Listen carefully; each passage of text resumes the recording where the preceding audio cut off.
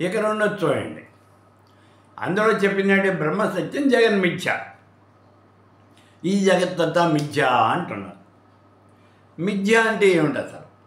భ్రాంతి చేత కల్పించబడినటువంటిది, అది మిథ్య అంటే. భ్రాంతి చేత కల్పించబడినటువంటిది, అజ్ఞానము చేత కల్పించబడినటువంటిది.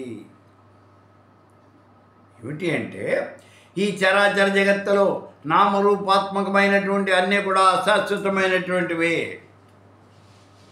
అసలు ఇంకో విషయం మీకు తెలుసా? ఈ జగత్తే లేదు అన్నారు. అసలు నామరూపాత్మకమైనటువంటి అశాశ్వతం అంటారు ఏంటంటే అసలు జగత్తే లేదు ఇక్కడ. జగత్తు అంటే ఏమిటి? ఇందులో 2 అక్షరాలు ఉన్నాయి, జ గ. 2 అక్షరాలు ఉన్నాయి. జాయితే ఇది జం, గచ్చతి ఇది గమ్. గచ్చతి ఇది గమ్. జాయితే అంటే పుట్టుక కలిగినటువంటిది కాబట్టి దీన్ని జ అనే పేరుతో అక్షరంతో పిలుస్తారు. గ గమనం కలిగినటువంటిది కాబట్టి గా అని పిలువబడుతూ ఉన్నది. పుట్టుక గమనము 2 కలిగినటువంటిది కాబట్టి దీన్ని జగత్తు అని అంటారు. అంటే జగత్తు ఆవిర్భవించటము అనేది జరుగుతుంది కదా, సృష్టి అనేది జరుగుతుంది. గమనం కలిగినటువంటిది జగత్తు. మనకి సంవత్సరాలు, వారాలు, నెలలు ఇవన్నీ కూడా గడిచిపోతూ ఉన్నాయి, యుగాలు గడిచిపోతూ ఉన్నాయి. ఇదే గమనము అంటే. ఈ గమనం కూడా కలిగినటువంటిది కాబట్టి ఇది గమ్ అని అనబడుతోంది. కాబట్టి జగత్తు అంటే జాయితే ఇది జం, గచ్చతి ఇది గమ్. ఇక ఈ సృష్టి ఎలా జరిగింది అనే విషయాల మీద అనేకమైనటువంటి వాదనలు ఉన్నాయి. వేదాల్లో ఒక రకంగా చెప్పారు, దర్శనంలో ఒక రకంగా చెప్పారు, పురాణాల్లో ఒక రకంగా చెప్పారు, అనేక రకాలుగా. ఇవన్నీ కూడా గతంలో మనం చెప్పుకున్నాం. అయితే ఇక్కడ మనం నిశ్చితంగా కనుక పరిశీలించినట్లయితే సృష్టి ఎలా జరిగింది అనే మాట చెప్పడానికి 3 రకాలైన వాదనలు కనిపిస్తూ ఉన్నాయి మనకి. దర్శన శాస్త్రం కనుక మనం తిరగేసి చూసినట్లయితే 3 రకాలైనటువంటి వాదనలు కనిపిస్తూ ఉన్నాయి దర్శనాల్లోనే, దర్శన శాస్త్రాల్లోనే. ఏమిటివి? మొట్టమొదటిది వైశేషిక దర్శనం, రెండోది సాంఖ్య దర్శనం, మూడోది వేదాంత దర్శనం. ఈ మూడింటిలోనూ 3 రకాలుగా చెప్పారు ఈ సృష్టి ఎలా జరిగింది అని.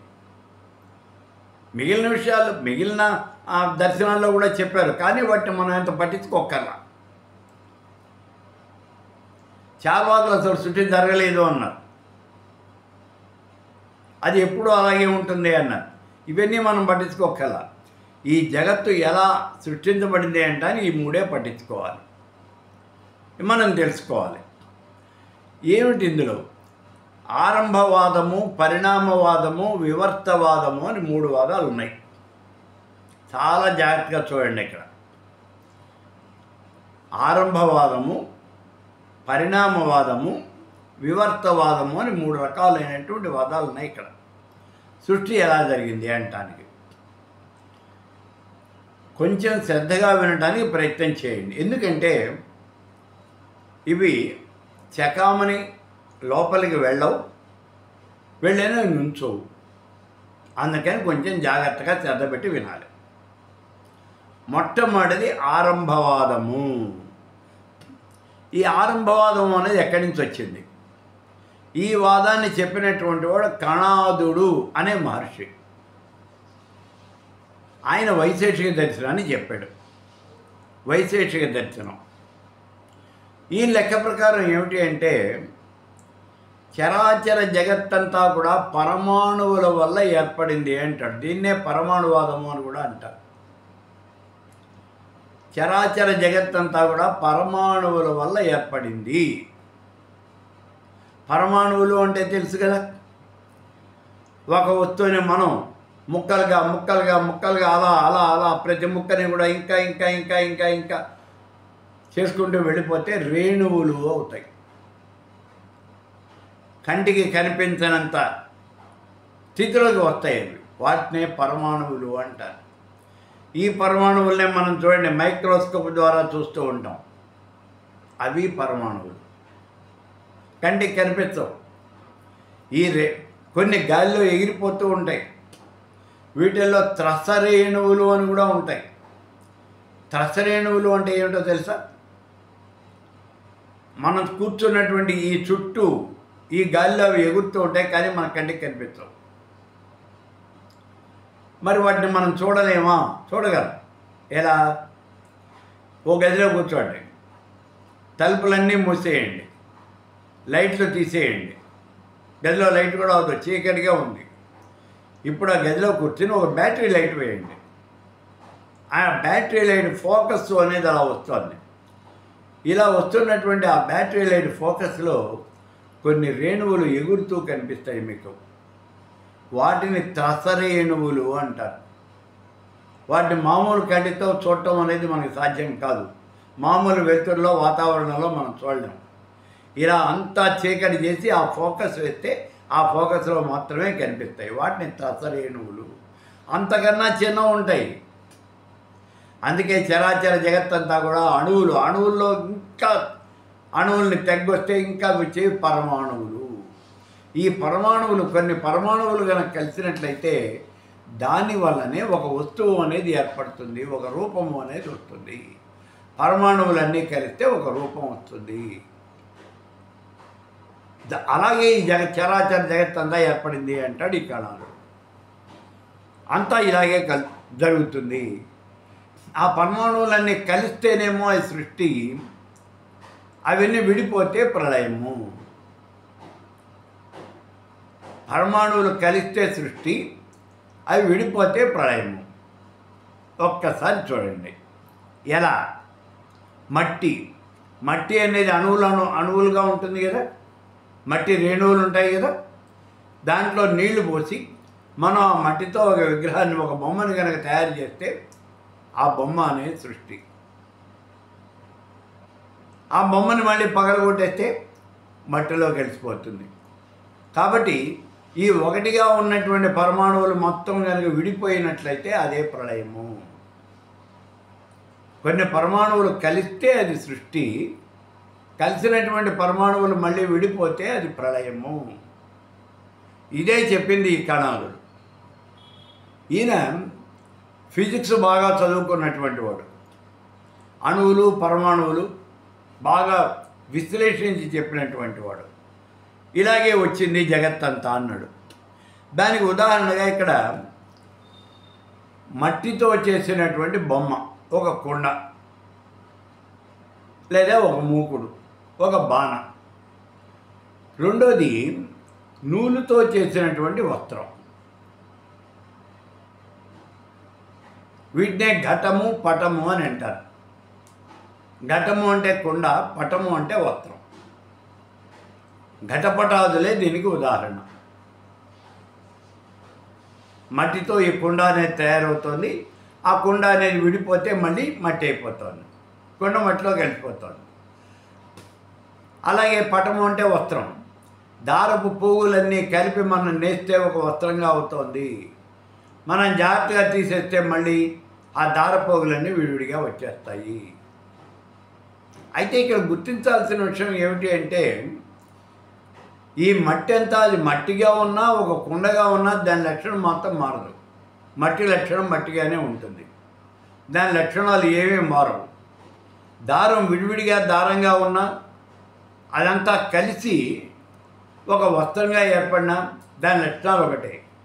దారం యొక్క లక్షణాలు ఏవైతే ఉన్నాయో వస్త్రం యొక్క లక్షణాలు కూడా అవే ఉంటాయి. మార్పు అనేది ఉండదు.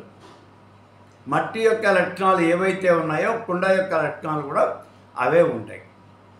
అది ఇక్కడ చాలా ముఖ్యంగా గుర్తుపెట్టుకోవాల్సిన విషయం. ఇలాగే చరాచర జగత్తు అంతా కూడా ఏర్పడింది అని చెప్తున్నాడు. అంటే అసలు పదార్థానికి ఉన్నటువంటి లక్షణాలు ఏవి చెడిపోకుండా కొత్త వస్తువు అనేది ఏర్పడుతూ ఉన్నది. మూల పదార్థానికి ఉన్నటువంటి లక్షణాలు ఏవి చెడిపోవు. అలా చెడిపోకుండా కొత్త వస్తువు అనేది ఏర్పడుతున్నది అని చెప్పాడు. ఇది కణాదుడు చెప్పినటువంటి ఆరంభవాదం. ఇక రెండోది పరిణామవాదము. ఇది చాలా ముఖ్యమైనటువంటిది. ఇది సాంఖ్య దర్శనానికి సంబంధించినటువంటిది. సాంఖ్య దర్శనం చెప్పినవాడు కపిలుడు. ఇందులో ఏమంటాడు? ప్రతి వస్తువు కూడా ప్రతి క్షణము తన యొక్క రూపాన్ని మార్చుకుంటూ ఉంటుంది. జాగ్రత్త, చాలా జాగ్రత్తగా వినండి. ప్రతి వస్తువు ప్రతి క్షణము తన యొక్క రూపాన్ని మార్చుకుంటూ ఉంటుంది. ఇలా మారటం వల్లే జగత్తు అనేది ఏర్పడుతుంది. అయితే ఇలా మారినప్పుడు ప్రారంభంలో ఉన్నటువంటి లక్షణాలు పోయి కొత్త లక్షణాలు వస్తాయి. ఇందులో కొత్త లక్షణాలు వస్తాయి. ఏమిటివి? ఎలా? ఒక వస్తువు ఇంకొక వస్తువుగా మారిపోతుంది. ఎలా మారుతుంది? పాలు ఉన్నాయి, పాలు తీసుకొచ్చాము, వేడి చేసాం, దాంట్లో కొంచెం తోడు వేసాం, అది కాస్త పెరుగైపోయింది. ఈ పాలంతా ఏమిటి? ఈ పెరుగంతా ఏమిటి? పాల యొక్క ఇంకో రూపమే పెరుగు. పాల యొక్క ఇంకో రూపమే పెరుగు. మరి అయితే పాల లక్షణాలే పెరుగుకుంటాయా? ఉండవు. పాల యొక్క లక్షణాలు వేరు, పెరుగు యొక్క లక్షణాలు వేరు. దీన్ని పరిణామవాదము అంటారు. అంటే ఒక వస్తువు ఇంకొక వస్తువుగా పరిణమిస్తుంది, మార్పు చెందుతుంది అని అంటాడు కపిలుడు. ఇది సాంఖ్య దర్శనానికి సంబంధించిన వాదం. దీన్ని పరిణామవాదము అని అంటారు.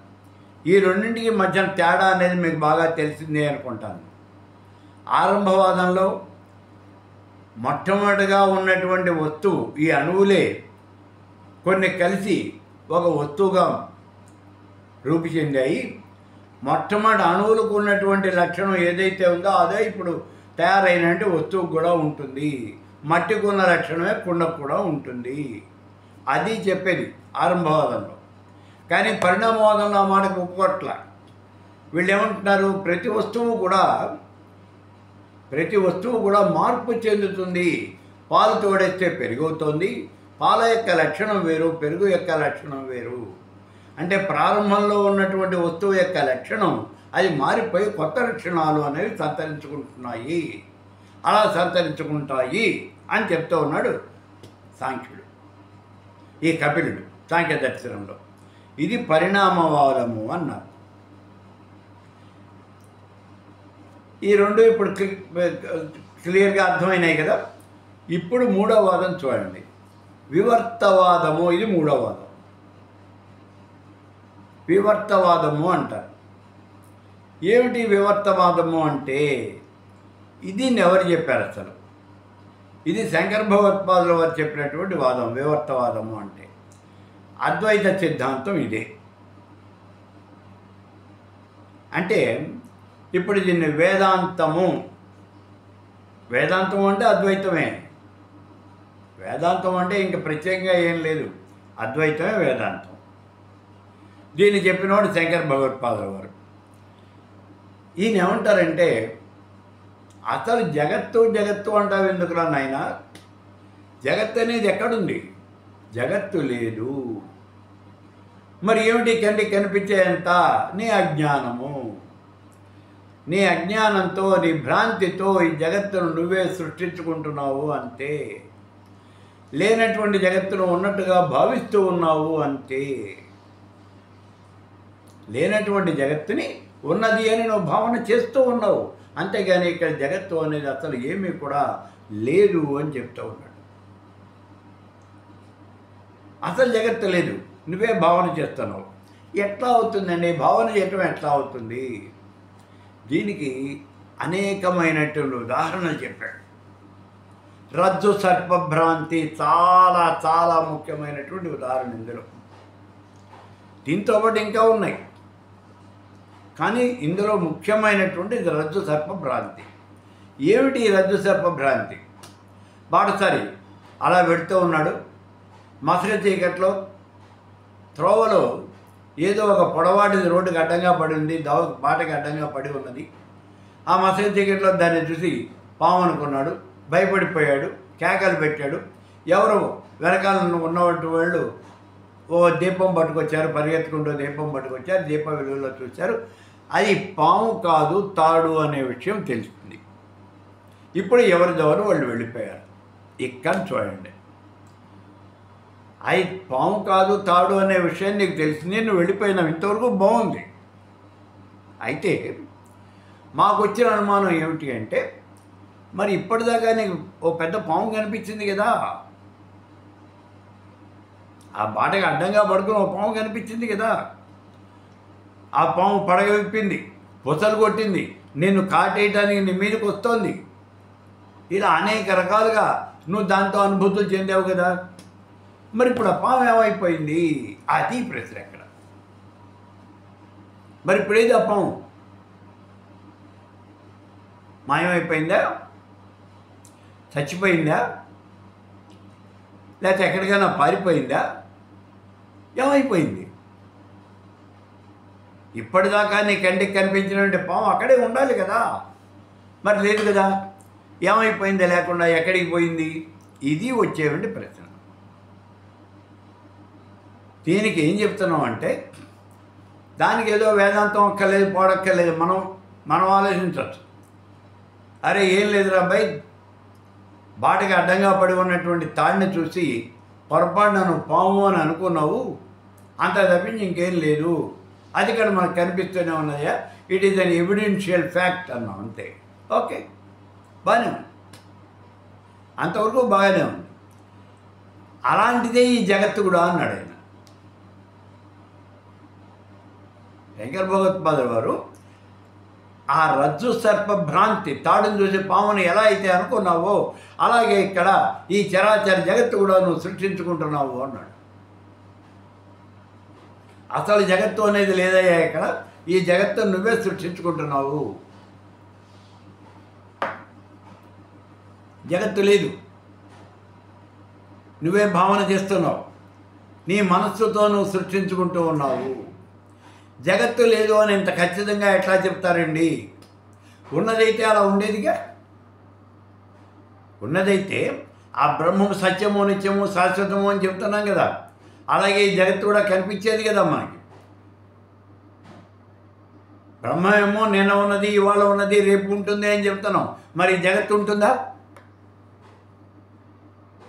లేనటువంటి జగత్తు ఇక్కడ ఉన్నది అని ఎలా చెప్తాం మనం? దీనికే ఒక పండితుడు అంటాడు, శోకాధ్యయన ప్రవక్ష్యామి యదుక్తం గర్ధకోటిభి బ్రహ్మసత్యం జగన్మిథ్య జీవో బ్రహ్మైవ నాపరః. అనేక గ్రంథాలు, కొన్ని కోట్ల శ్లోకాలు, ఇవన్నీ కూడా నేను చదివానయ్యా, చదివితే నాకు తెలిసింది ఒకటేను, ఏమిటిది? బ్రహ్మసత్యం జగన్మిథ్య. ఈ చరాచర జగత్తులో సత్యము నిత్యము శాశ్వతమైనటువంటిది బ్రహ్మం ఒకటే, మిగిలిన జగత్తంతా కూడా మిథ్య అని చెప్తూ ఉన్నాడు. అయితే ఇక్కడ ఈ బ్రహ్మసత్యం జగన్మిథ్య అనేటటువంటి మాట వేదాంత డిండిమల్లో చెప్పారు, అలాగే బ్రహ్మజ్ఞానావళి మాల అందరూ కూడా చెప్పారు. ఇలాంటి గ్రంథాల్లో బ్రహ్మసత్యం జగన్మిథ్య అని చెప్పారు భగవత్పాదుల వారి. ఇప్పుడు ఈ జగత్తంతా మిథ్య అని అంటానికి ఎలా, ఏమిటి ఆధారం అంటే ఇక్కడ చెప్తున్నాడు. మొట్టమొదట శాశ్వత విలక్షణత్వం మిథ్యాత్వం అంటే, జగత్తు అనేది అనిర్వచనీయమైనటువంటిది కాబట్టి మిథ్య, కాబట్టి ఈ జగత్తంతా మిథ్య. జగత్తు అనిర్వచనీయమైనటువంటిది అంటే జగత్తు ఇలా ఉంటుంది అని మనం చెప్పలేం, జగత్తు అనేది ఇలా ఉంటుంది అని మనం చెప్పలేం. ఇలాగే ఉండాలనే ఉంది. చెట్టు మీద కాకులు ఉన్నాయి, ఎన్ని కాకులు ఉన్నాయ్యా? నువ్వు లెక్క పెట్టే లోపల కొన్ని కాకులు ఎగిరిపోవచ్చు, కొన్ని కాకులు కొత్త వచ్చి వాలొచ్చు. కాబట్టి చెట్టు మీద ఉన్న కాకులు ఎన్ని అంటే ఎలా చెప్తాం మనం? అలాగే ఇక్కడ జగత్తు ఎలా ఉంటుంది అంటే, జగత్తు ఎలా ఉంటుందో ఎలా మనం ఏం చెప్పలేము. ప్రతి క్షణము, ఇందాక వాళ్ళు చెప్పినట్టుగా ప్రతి క్షణము తన యొక్క రూపాన్ని మార్చుకుంటూ ఉంటుంది. పరిణామవాదంలో చెప్పారు, ప్రతి క్షణము జగత్తులో ప్రతి వస్తువు కూడా తన యొక్క రూపాన్ని మార్చుకుంటూ ఉంటుంది. పాలు పెరుగైపోయినాయి, పెరుగు మజ్జిగైపోయినాయి, ఆ పెరుగుని చిరిగితే అందులో నుంచి వెన్న వస్తుంది, వెన్న కాస్తే నెయ్యి వస్తుంది. ఒక వస్తువు ఇంకొక వస్తువుగా, ఇంకో వస్తువుగా అలా అలా అలా అలా మారిపోతుంది. కాబట్టి ఈ వస్తువు ఇది ఇలాగే ఉండాలి అనేటువంటి సూత్రం ఏం లేదు. జగత్తు ఇలాగే ఉంటుంది అని చెప్పడానికి ఏ రకమైనటువంటి ఆధారం కూడా మనకి లేదు. అదే ఇక్కడ వస్తుంది. అందుకే జగత్తు అనేది అనిర్వచనీయమైనటువంటిది, మనం నిర్వచించడానికి వీలు కానటువంటిది. అందుకే ఇదంతా కూడా మిథ్య అని చెప్తూ ఉన్నారు. ఇంకొక విషయం చెప్తూ ఉన్నారు, జ్ఞానం చేత తిరస్కరించబడుతూ ఉన్నది. ఈ జగత్తు అనేది ఎవరికి కనిపిస్తోంది? అజ్ఞానికి మాత్రమే కనిపిస్తోంది.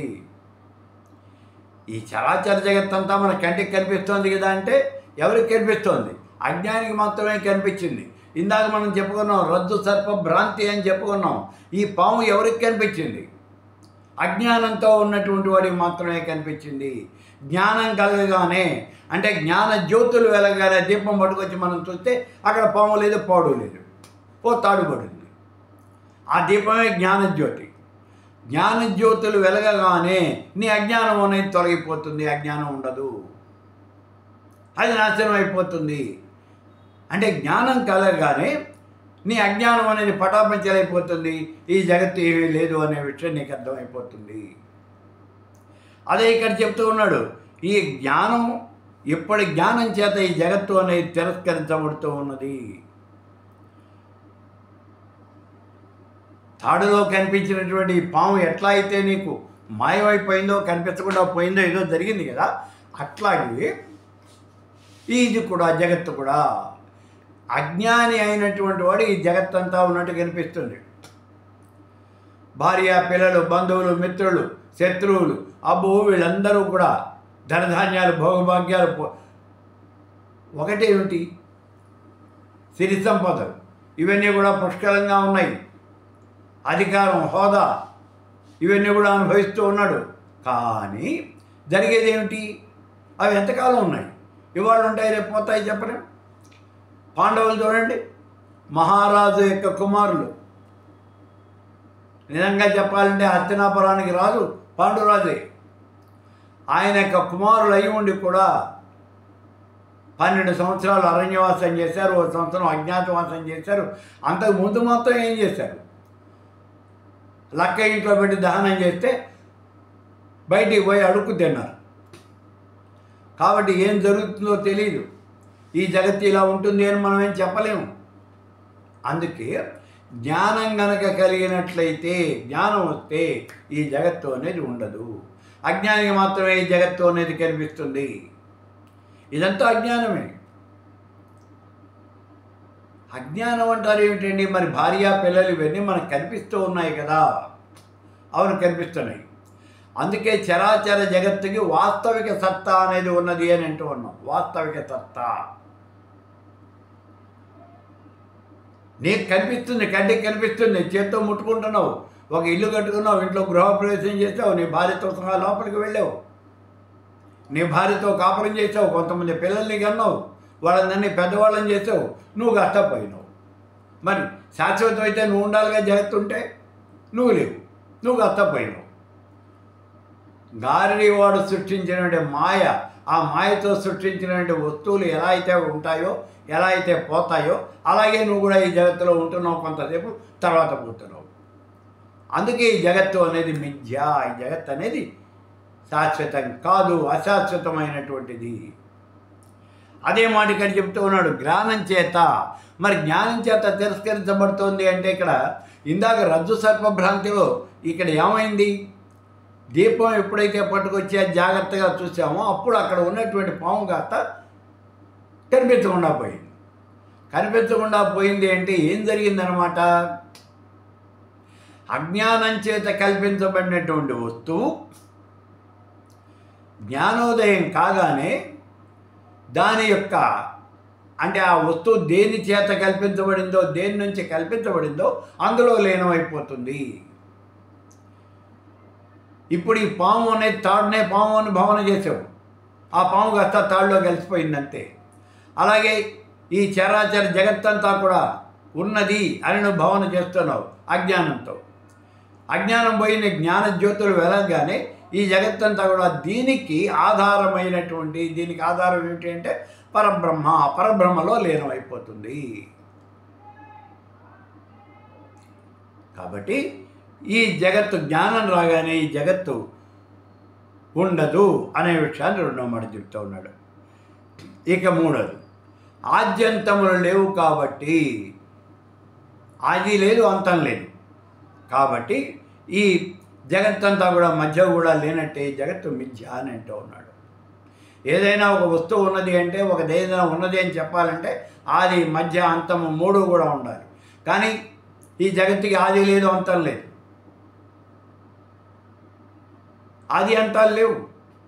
మరి ఆద్యంతములు లేనటువంటి జగత్తు ఉన్నది అని ఎట్లా చెప్తాం? మధ్యలో కూడా లేదు. అందుకే ఈ జగత్తంతా మిథ్య అని చెప్తూ ఉన్నాడు.